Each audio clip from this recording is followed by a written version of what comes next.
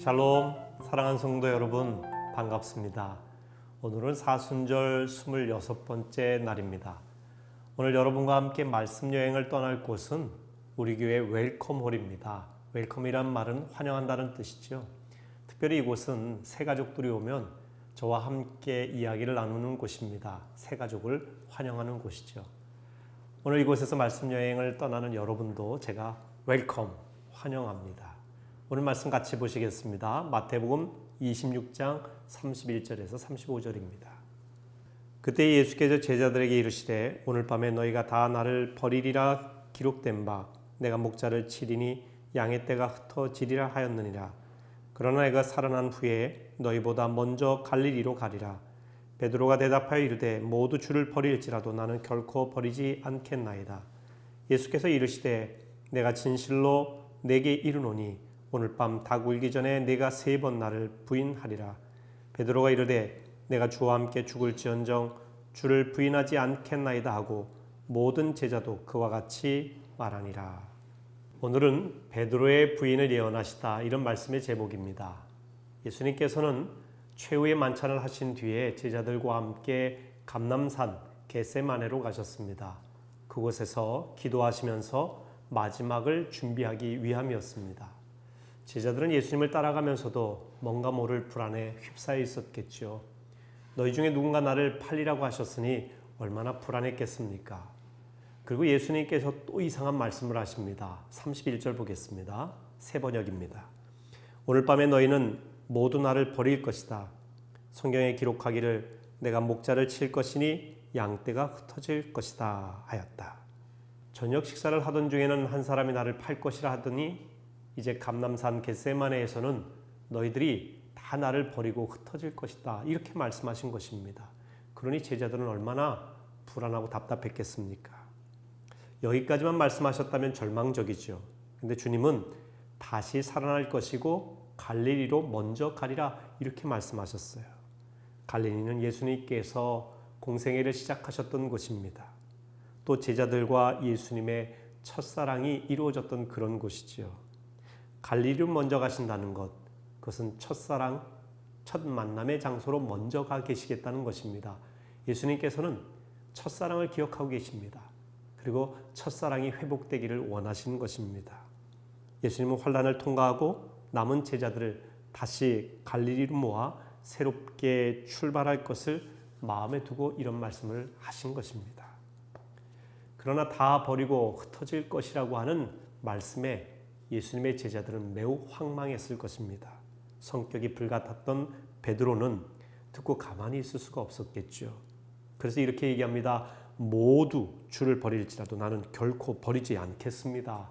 호언장담을 합니다. 이 말을 할 때 베드로의 마음은 진심이었을 것입니다.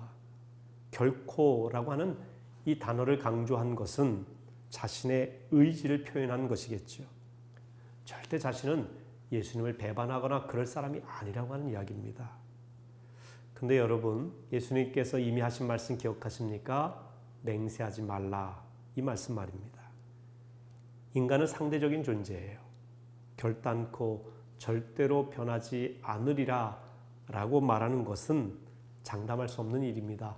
왜냐하면 상황에 따라서 인간은 참 많이 변하기 때문에 그렇습니다. 자신에게 불리하면 태도를 바꾸기도 하죠. 그리고 자신을 합리화합니다. 그때와 지금이 상황이 다르지 않느냐고, 사람이 다르지 않느냐고, 모든 배경이 다르지 않느냐고 합리화합니다. 그래서 결코 맹세하지 말라고 주님은 말씀하신 것입니다. 베드로를 누구보다 잘 아셨던 주님께서는 닭 울기 전에 네가 나를 3번 부인할 것이다, 이렇게 말씀하셨어요.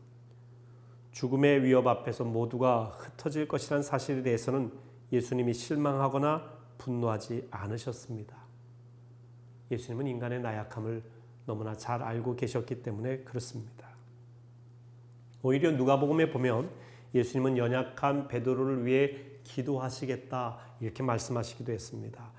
다시 말하면 연약하고 부족한 것을 탓하기보다는 도와주시겠다고 하는 그런 말씀이지요. 베드로는 아마 이 말씀을 예수님이 하셨을 때 나를 무시하는 건가? 이렇게 생각했을지 모릅니다.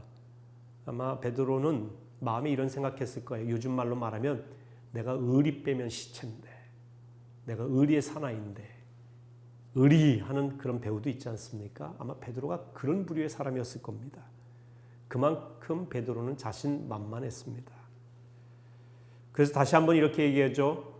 내가 주와 함께 죽을지언정 주를 부인하지 않겠습니다. 예수님께 맹세합니다. 그런데 변하죠. 인간이 나약하다는 의미입니다. 최후의 만찬 자리에서 예수님은 배반할 제자가 누구인지 밝히지 않으셨습니다. 그런데 베드로가 부인할 것에 대해서는 분명히 말씀하셨습니다. 배반할 자는 차라리 태어나지 않았으면 좋을 뻔하였다 말씀하셨는데 베드로에게는 너를 위해 기도하겠다 말씀하셨어요. 언뜻 보면 배반한 가룟 유다나 예수님을 부인한 베드로나 별 차이가 없는 것처럼 보입니다. 그런데 예수님께서는 다르다고 보신 것입니다. 가룟 유다는 자기 스스로 잘못된 길을 선택하는 죄를 지었습니다. 반면 베드로는 본성이 연약하여 자신의 결심을 지키지 못하고 실패한 것입니다. 가룟 유다는 악했고 베드로는 약했습니다. 선택한 죄악에 대해서는 심판이 있습니다. 하지만 연약함으로 범하는 실수와 실패에 대해서는 주님이 함께 아파하시며 도와주십니다. 이것은 지금도 마찬가지입니다. 연약한 건 죄가 아니기 때문에 그렇습니다. 그래서 하나님 앞에 자신의 연약함과 한계를 인정하고 늘 도움을 구하는 자세가 필요합니다. 고린도전서 10장 12절에 이렇게 말씀하고 있죠. 그런즉 선줄로 생각하는 자는 넘어질까 조심하라. 주님이 주시는 능력으로 자신감을 갖고 살아가되 자신이 언제든지 넘어질 수 있는 연약한 자임을 인정하며 기억하며 살라고 하는 것입니다. 예수님의 말씀대로 대제사장의 뜰에서 베드로는 결국 예수님을 부인하고 맙니다. 무너졌어요. 그렇게 호언장담하던 자신을 신뢰하던 베드로가 무너진 것입니다. 자신의 연약함을 고백하고 맙니다. 그때 부활하신 주님께서 그에게 오셔서 회복시켜 주시죠. 그리고 오순절에 성령께서 그를 변화시켜 주셔서 다음 데이 주의 복음을 전합니다. 베드로는 더 이상 자신을 신뢰하거나 의지하는 사람이 아니라 성령을 의지하고 자기의 연약함을 고백하며 예수 그리스도를 따르는 진짜 제자가 된 것입니다. 자, 이제 여러분 우리 자신을 돌아보도록 하겠습니다. 여러분 안에는 예수님을 배반한 베드로의 모습은 없습니까? 나만은 결코 예수님을 배반하지 않겠다, 떠나지 않겠다 호언장담했던 베드로가 환경에 따라 예수님을 부인한 그 연약한 베드로의 모습으로 변화된 그 모습이 여러분 안에는 없으십니까? 우리는 모두 연약합니다. 베드로처럼. 그래서 우리 인생 호언장담해서는 안 됩니다. 우리는 모두 베드로처럼 실수하고 실패합니다. 그렇기 때문에 다른 사람과 비교하며 큰 소리 치지 말아야 됩니다. 우리는 주님 앞에 이렇게 고백해야 되죠. 주님, 저는 연약합니다. 주님, 저 참 부족합니다. 주님, 도와주세요. 내 지식, 내 경험, 내 의지를 내려놓고 성령의 인도하심을 구하시기를 바랍니다. 그러면 주님께서 갈릴리에서 만나주실 것입니다. 부활하신 주님이 갈릴리에서 제자들을 기다린다고 하셨죠. 주님과 제자들의 첫 만남, 첫사랑이 있던 장소 갈릴리 말입니다. 여러분 기억하십시오.